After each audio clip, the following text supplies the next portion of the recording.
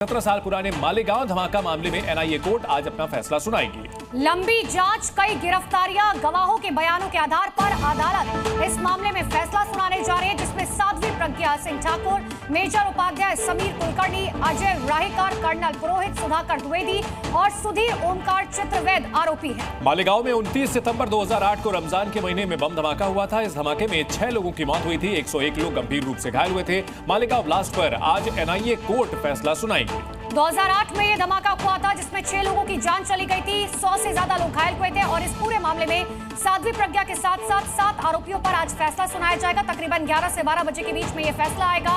लेकिन 2008 का यह ब्लास्ट, जिसमें 6 लोगों की जान गई थी, आखिरकार इतने सालों बाद, 17 सालों बाद इस पर आज फैसला सुनाया जाना है।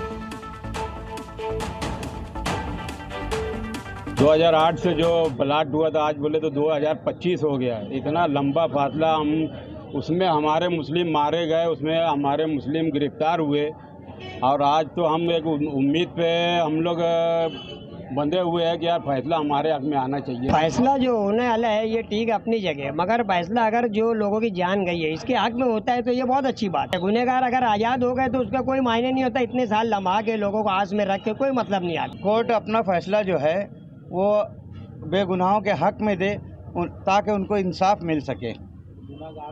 गुनाहगार को पूरी सज़ा मिलनी चाहिए, जो भी हो गुनाहगार। हम चाहते कि सरकार बेगुनाहों का जो खून बहा है उसका उनको मुआवजा मिले। जी मीडिया संवाददाता अंकुर त्यागी इस बड़ी खबर पर हमारे साथ जुड़ गए हैं। अंकुर, इस फैसले को लेकर क्या जानकारी मिल रही है, कब तक आएगा ये फैसला? देखिए 10:30 से 11 बजे का वक्त होगा जब जो कोर्ट है वो बैठेगी। गुवाहाटी से जो सर हैं वो यहाँ पर जज के तौर पर अपना फैसला आगे सुनाएंगे। लंबा इंतजार, 17 साल का एक लंबा इंतजार हमने इसको केस को होते हुए देखा है। कई अलग अलग एजेंसीज ने इसकी इन्वेस्टिगेशन करी। शुरुआत में जो पुलिस थी, लोकल पुलिस, वहाँ पर ये मामला गया था आज़ाद नगर पुलिस स्टेशन में। उसके बाद जो महाराष्ट्र ATS ने इसकी छानबीन करी थी। 2011 में NIA की इसमें एंट्री होती है और उसके बाद अलग अलग इसमें इन्वेस्टिगेशन के पहलू निकल के आते हैं। 2016 इस पूरे केस का मुझे लगता है कि एक टर्निंग पॉइंट था। टर्निंग पॉइंट इसलिए था क्योंकि जब शुरुआत में केस का इन्वेस्टिगेशन शुरू हुआ था, तब उस दौर में जो ATS ने बाकायदा इसमें मकोका की जो धाराएं हैं वो जोड़ी थी। मकोका की धाराएं बहुत ज़्यादा, जिनको कहते हैं टफ, कभी किसी ज़माने में टाडा जैसे होता था, उसके बाद मकोका ने उसको रिप्लेस किया गया था।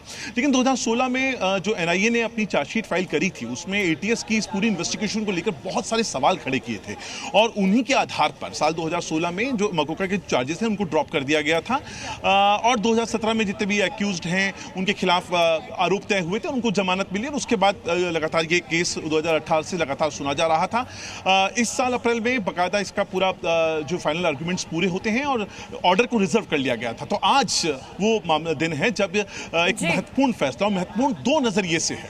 पहला, 17 साल पहले जो बम ब्लास्ट हुआ था उसमें 6 लोग मरे थे और 100 लोग घायल हुए थे, उनको इंसाफ दिलवाने वाला फैसला। दूसरा, जो हिंदू टेररिज्म, भगवा आतंकवाद की जो थ्योरी उस वक्त निकल कर आई थी, बाकायदा तत्कालीन जो गृह मंत्री थे चिदम्बरम, उन्होंने रखा था। उसके बाद सुशील कुमार शिंदे ने भी लगभग यही लाइन बोली थी।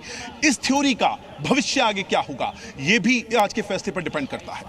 बिल्कुल अंकुर, और इंतजार रहेगा कि जब फैसला आएगा तो उन तमाम लोगों पर क्या फैसला आज NIA कोर्ट की तरफ से सुनाया जाएगा। लौटेंगे आपके पास, नजर बना के रखिएगा। बहुत बहुत शुक्रिया अंकुर तमाम जानकारी के लिए।